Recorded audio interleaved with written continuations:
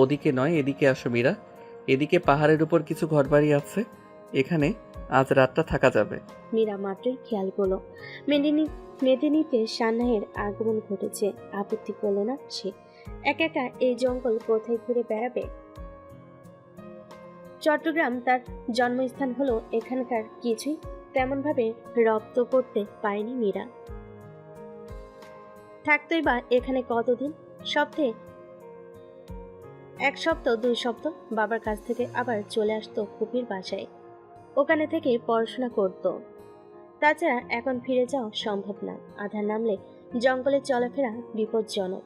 উষানের ব্যস্ত পদচারণ গার্ডদেরও সে পাঠিয়ে দিয়েছে তীব্রতার সাথে। সামনেই কাঠ দিয়ে তৈরি করা একটা ছোট্ট কুড়ে ঘরের মতো বাড়ি দেখছে উষান। সেদিকেই আপাতত রাতটা থাকা যায়। মীরার গলা শুকিয়ে চলছিল, তৃষ্ণান্ত দুর্বলতা, তার উপর পায়ের জখম, নাজেহাল অবস্থা মীরার। দ্রুত হাঁটা ধরল সে। উষান সেই কুড়ে ঘরটার সামনে এসে দরজায় কড়াঘাত দিয়ে বলল, কেউ আছেন? মিনিট খানেক পর প্রবীণ এক লোক বেরিয়ে আসলো। সঙ্গে ছিল দুজন। দুজনের মধ্যে একজন কিশোরী, আরেকজন মধ্যবয়সী নারী।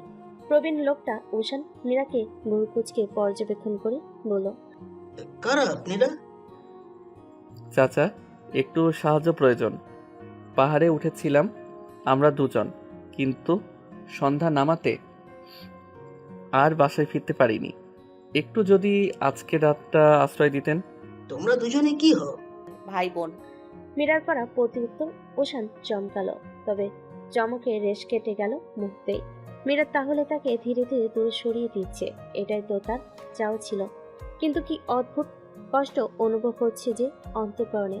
প্রবীণ লোকটার নাম হাসিম, তার স্ত্রী রোজি আর তার মেয়ে পাখি। তাদের নিকট বিনীত অনুরোধ করে বহু কষ্টে রাতটা থাকার অনুমতি পেল দুজন। শুরুতে যতটা তিক্ত ব্যবহার করেছিল হাসিম আর রোজা, লহমাই তাদের তিক্ততা উধাও আপ্যায়নে ব্যস্ত হলো তারা। উষান মীরা ভরকে গিয়েছিল একটু, তবে তা ক্ষণমাত্র।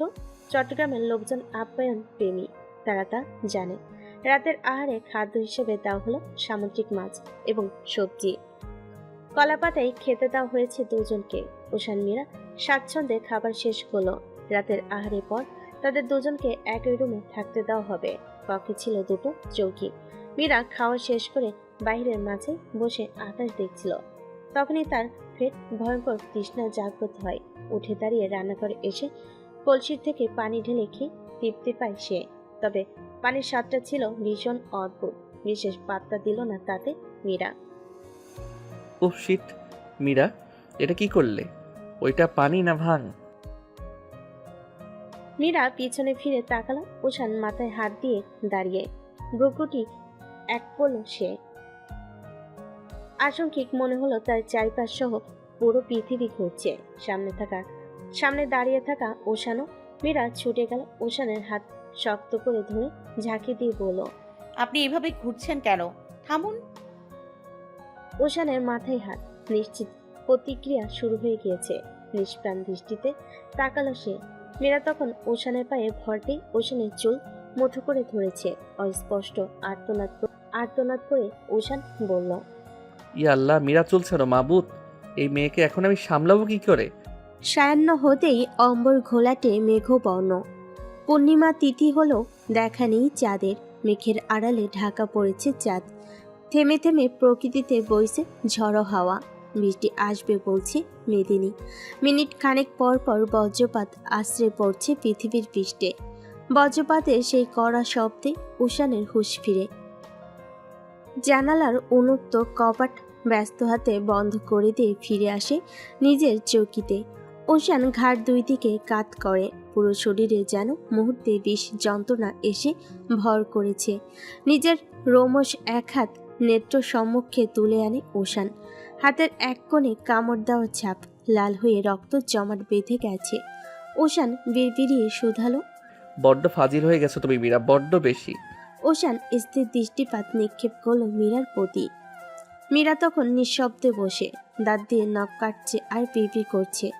ভ্রুকুটি এক করে উষান, এই মেয়ে যে তার উপর কিয়ৎক্ষণ পূর্বে যে নির্যাতন চালিয়েছে তা কি মীরা স্বীকার করবে কখনো? আদৌ সকালে উঠে মনে থাকবে এসব কথা? কিয়দ্দশ পূর্বে মীরাকে অবচেতন অবস্থায় কক্ষে টেনে হিঁচড়ে আনতে বেশ বেগ পেতে হয়েছে উষানের। পথিমধ্যে মীরা তাকে কাদায় ফেলে দিয়ে নাকানি চুবানি খাইয়েছে। উষান কোনো মতে কাদা থেকে উঠে মীরাকে ধরে কক্ষে প্রবেশ করতে নিলে মীরা তার চুল টানতে টানতে ভিতরে প্রবেশ করেছে। চুল টানার পর উষানের মাথার একাংশ যন্ত্রণায় কাতর। এতটুকুতেই থামেনি মীরা।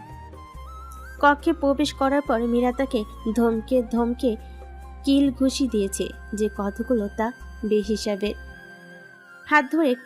হাতে ধরে কামড় দিয়েছে 4-5টা। কামড় দেওয়ার পূর্বে মীরার কবিতার মতো করে বলেছিল, উষান তুই পাগল ছাগল, তোকে দিব আমি সজোরে কামড়। মীরা হুঁশে নেই, অবচেতন সে।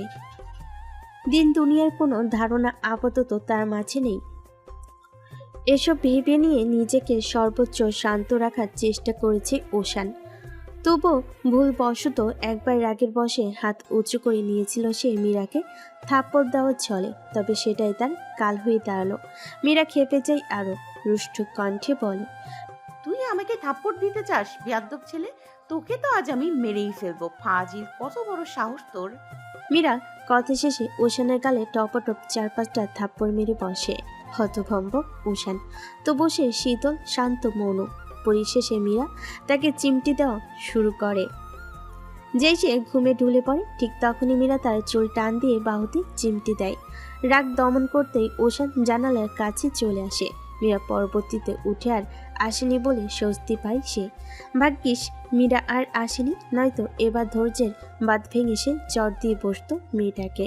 বর্তমানে উষান এসে চৌকিতে বসতে মীরা এসে ঘেঁষে বসে তার সন্নিকটে। তপ্ত শ্বাস ছাড়ে উষান, বিরক্তি নিয়ে বলে, আরও কত জ্বালাবে আমাকে? একটু ঘুমাও না।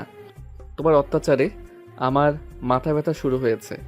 মীরা আঙ্গুল নাচিয়ে বাচ্চাদের মতো করে জবাব দিল, ডিফেন্স অফিসার আমার মতো পুচকির হাতে মার খেয়েছে, তারপর আবার তার মাথা ব্যথা শুরু হয়েছে। ছি, কাপুরুষ! এই তোকে ডিফেন্সে অ্যালাউ করলো কে বলতো? তাকে গিয়ে আমি গুলি মেরে আসবো। উল্টাপাল্টা লোককে দেশ রক্ষার দায়িত্ব দেয়। হ্যাঁ, উষান মীরাকে ধাক্কা দিয়ে সরি মীরার চৌকিতে চলে যায়। সেখানে টান টান হয়ে শুয়ে পড়ে কঠিন গলায় বলল, ঘুমাও মীরা। আর একটা কথা, তোমার মুখ দিয়ে বের হলে আমি আর নিজেকে কন্ট্রোল করতে পারবো না। I will beat you. উষান পাশ ফিরে ঘুমানোর চেষ্টা করে। মীরার মুখে তুই তুকারি শুনতে ভালো লাগছে না তার। তুমি বললেও হতো, কিন্তু তুই, ছি, শব্দটা এত উদ্ভট লাগছে কেন তার নিকট? আশ্চর্য! ভাবনার জালে আটকে পড়ার সময় উষান উপলব্ধি করে মীরা চৌকি থেকে উঠে আসছে তার নিকট। নেত্রযুগল খিচে বন্ধ করলো সে। না, আর পারবে না সে এই মেয়ের অত্যাচার সহ্য করতে। এবার জ্বালাতে আসলেই ঠাস করে থাপ্পড় মেরে বসবে। মীরা বিড়াল পায়ে এগোলো উষানের পাশে বসে আঙ্গুল দিয়ে উষানের পিঠে খোঁচা দিতে থাকলো। আহ্লাদি স্বরে বলল, এই ওঠ। আমাকে না ঘুম পাড়িয়ে তুই আগে ঘুমাচ্ছিস কেন? আমাকে ঘুম পাড়িয়ে দে। উঠে বসলো উষান। তার নেত্র যুগলে আশার আলো ক্লান্তি মাখা কণ্ঠে বলল, ঘুম পাড়িয়ে দিলে ঘুমিয়ে পড়বে তো? হুম। আচ্ছা চলো, তুমি ওই চকিতে ঘুমাও, আমি ঘুম পাড়িয়ে দিব। ওকে। একটু টেনে বলল কথাটা মীরা। উষান বুঝলো ঘুম এসেছে মীরার। স্বস্তির শ্বাস ফেলে সে মীরার পিছু পিছু চলল। মীরা চকিতে গুটিসুটি মেরে শুয়ে পড়ে। ইশারে নির্দেশ দেয় তার মাথায় হাত বুলিয়ে দিতে। উষান তাই করলো।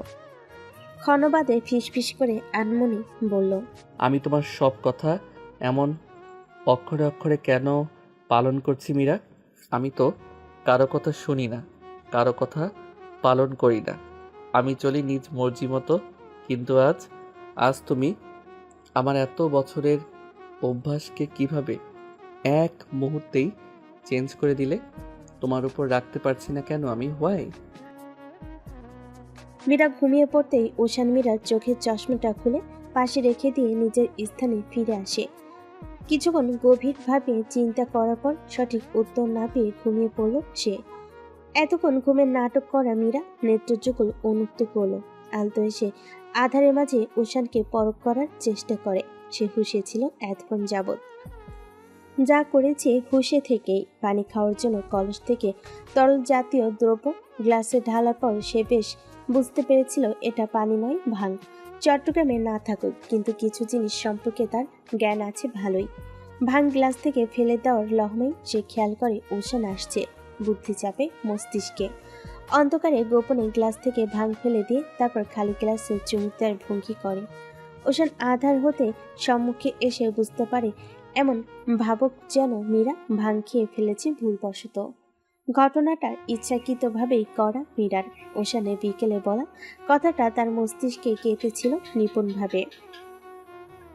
লোকটাকে শাস্তি না দিলে চলে না, একদম অতিরিক্ত শুধু করেছে। মীরাকে কষ্ট দেয়, বেয়াদব লোক। নাকমুখ কুচকে মীরা বলল, আমাকে এতদিন যা কষ্ট দিয়েছেন আপনি তা কাটায় কাটায় আমি তা কাটায় কাটায় আপনাকে ফিরিয়ে দিব। উষান, বিশাল যন্ত্রণা দিব, দূরে চলে যাব। আমার গুরুত্বটা আপনাকে বুঝতে হবে। আমি এত সস্তা নাকি? আমার অনুভূতির কোনো মূল্য নেই? হাতের দিকে গহীনের চোখে তাকাই মীরা। আজানা কষ্ট হচ্ছে, নিদারুণ কষ্ট। কামড় খামছি, চিমটি কিল ঘুষি দিয়েও এতটা কষ্ট হয়নি যতটা কষ্ট এইমাত্র প্রায় 5টা থাপ্পড় দিয়ে হয়েছে। থাপ্পড়টা না দিলে হয়তো না। স্বগোক্তি করে নিজেকেই ধমক দেয় মীরা। লোকটার প্রাপ্য ছিল এটাই। এভাবে এখন অনুশোচনা করার মানেই হয় না। পাশ ফিরে মীরা। মেঘের আড়াল হতে বেরিয়ে এসেছে চাঁদ। চাঁদের স্বচ্ছ আলোয় উষানের মুখশ্রী অতীব পবিত্র এবং শুদ্ধ লাগছে। মিলান হাসে মীরা, নিম্ন সুরে বলে, আপনাকে আমি যত আঘাত অবহেলা বিরক্ত করি না কেন উষান, আপনি আজীবন আমার প্রেমিক থাকবেন। আমার না হওয়া প্রেমিক। আপনাকে হয়তো কখনোই ঘৃণা করতে পারবো না আমি।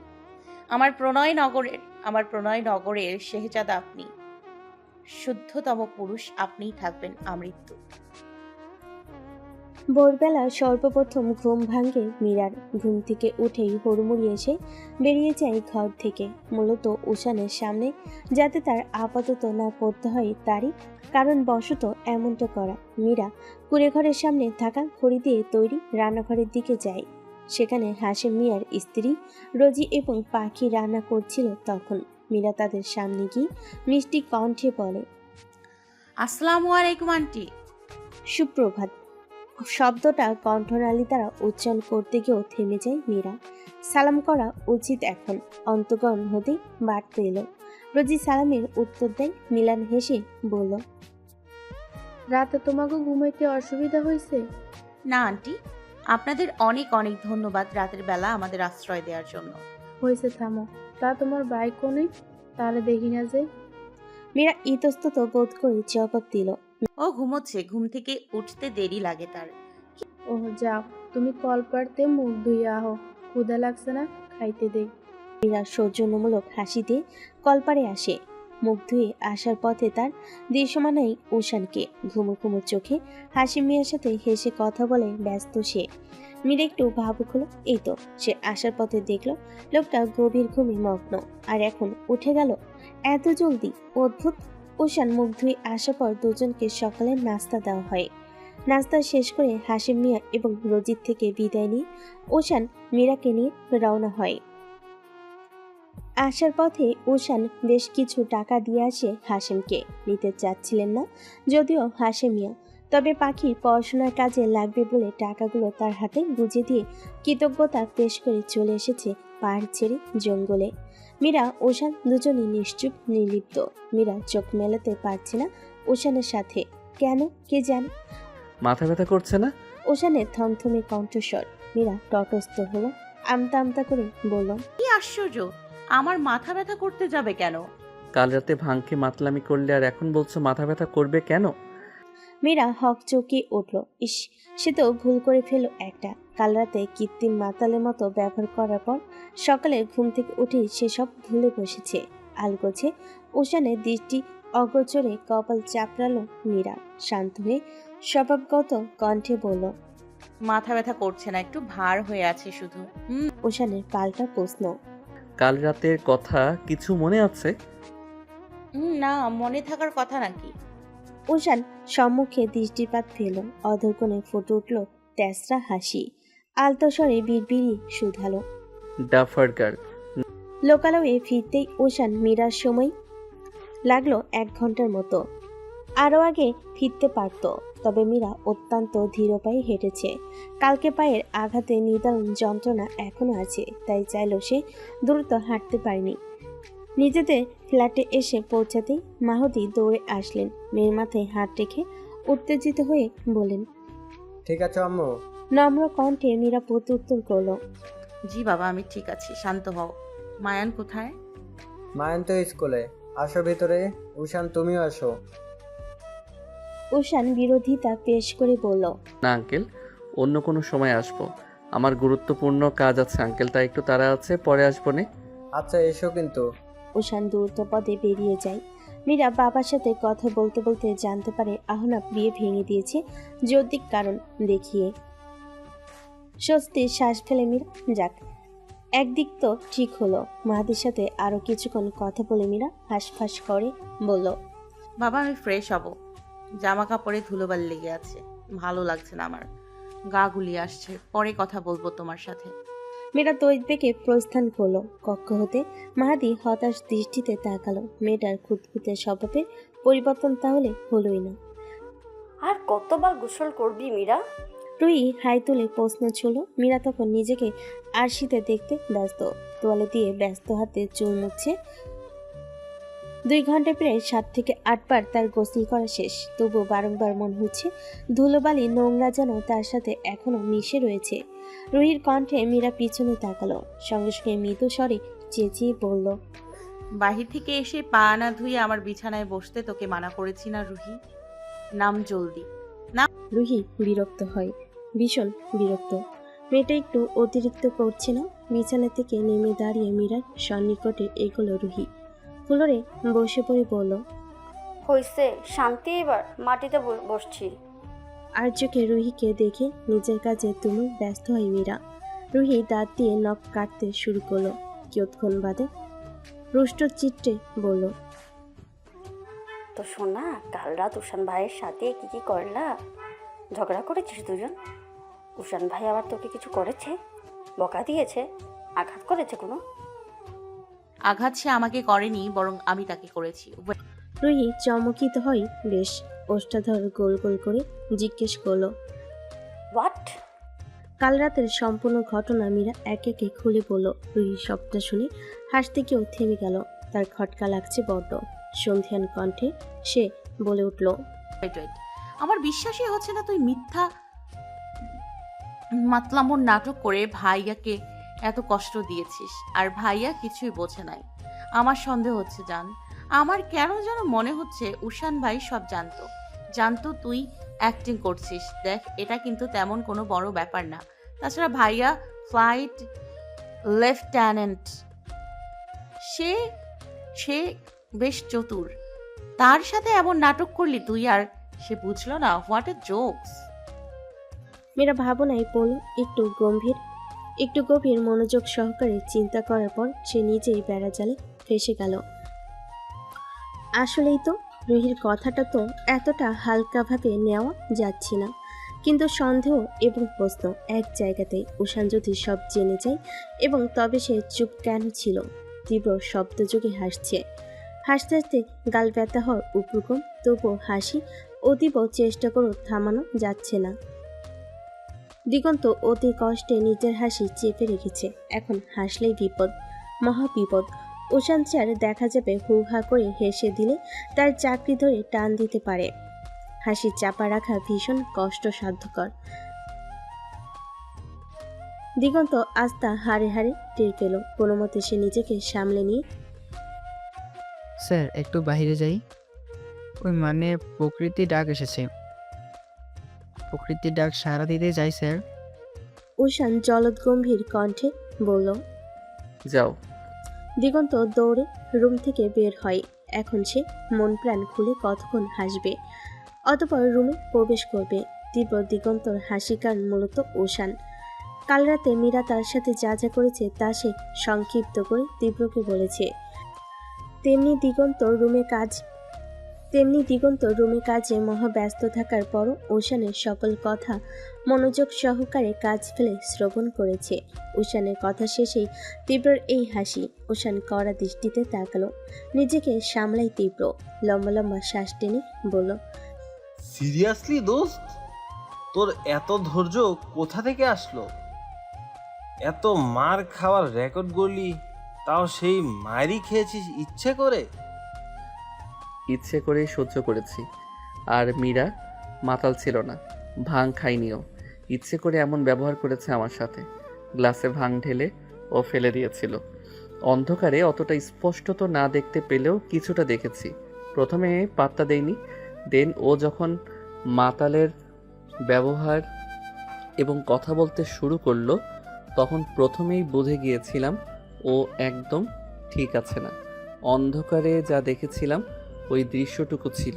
যখন গ্লাস থেকে ভাং ফেলে দিচ্ছিল মীরা এমনটা করেছে। মেবি সেদিন সকালের ঘটনাকে কেন্দ্র করে। তীব্র চমকালো।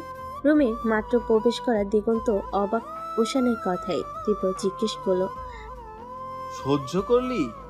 ইচ্ছাবশত। কেন? তীব্রের বিস্মিত কণ্ঠ। কারণ এটার প্রাপ্য আমি।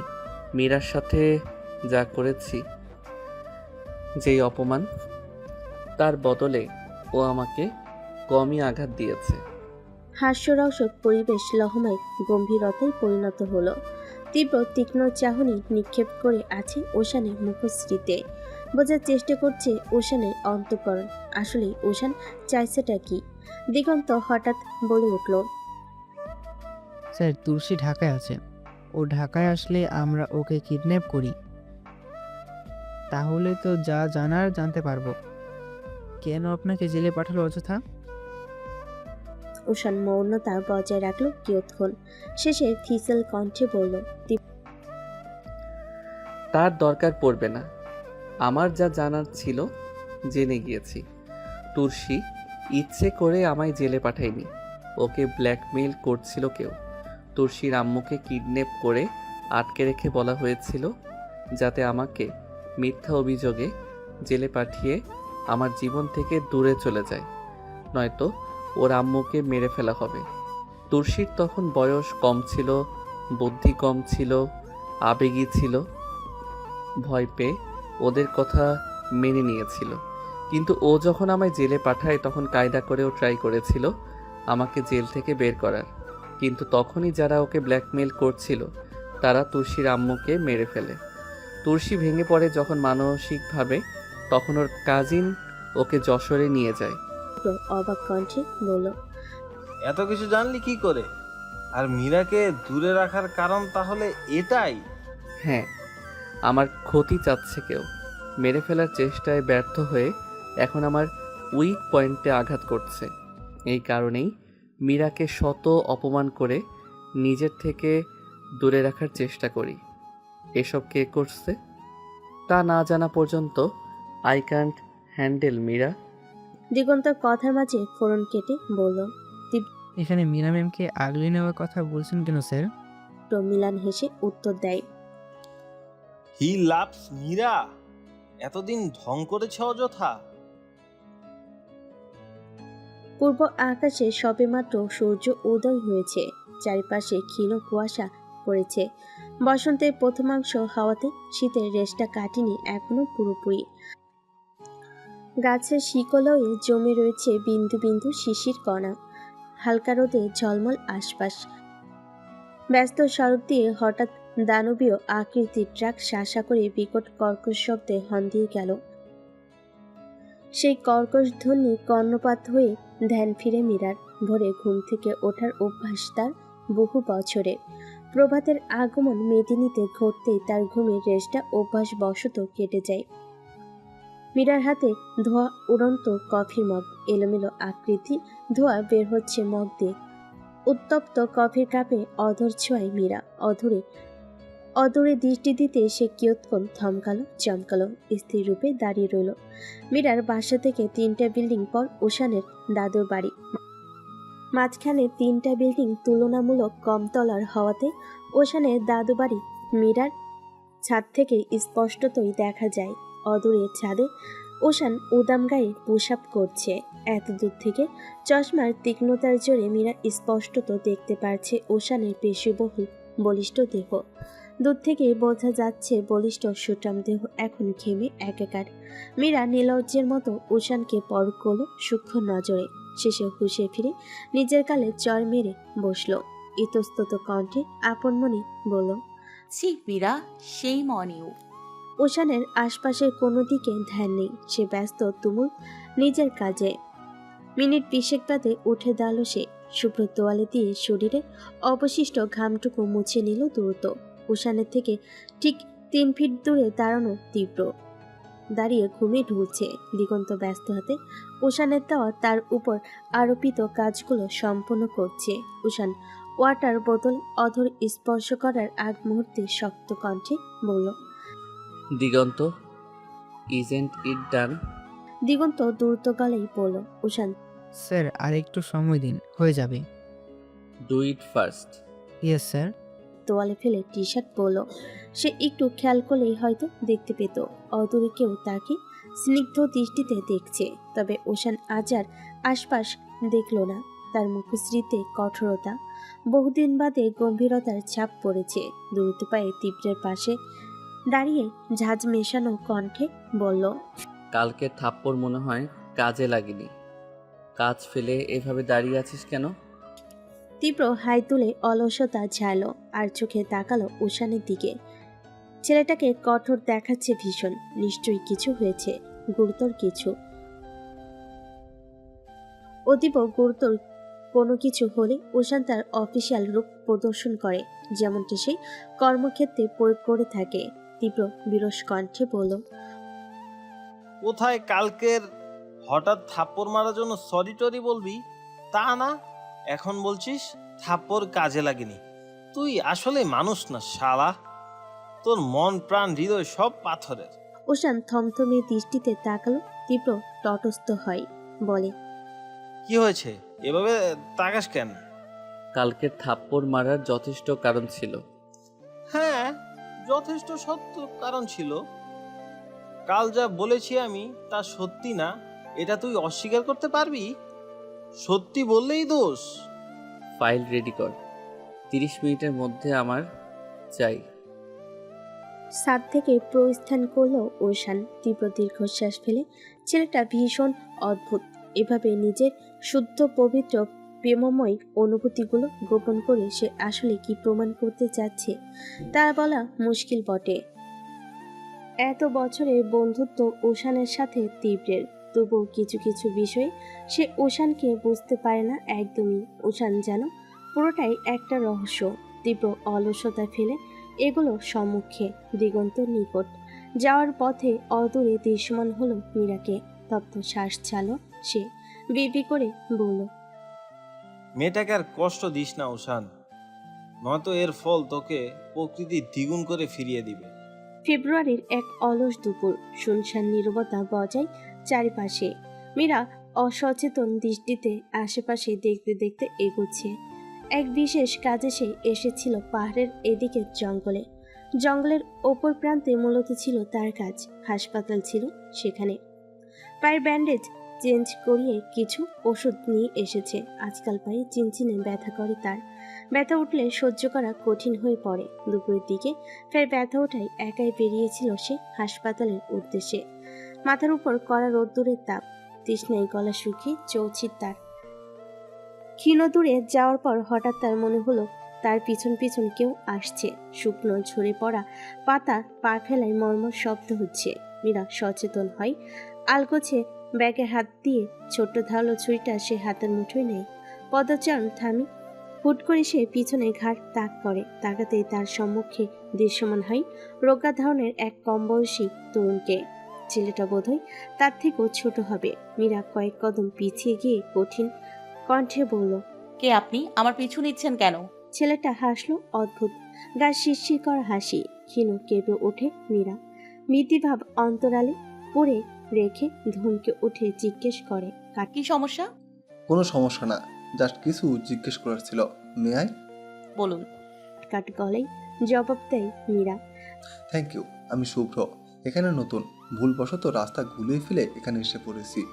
আমাকে একটু লোকালের সম্পর্কে ধারণা দিতে পারবেন? আর কত দূর সেটা? সোজা হাঁটবেন, 20 মিনিট পরেই লোকালয়। আপনি বুঝি সেখানেই যাচ্ছেন?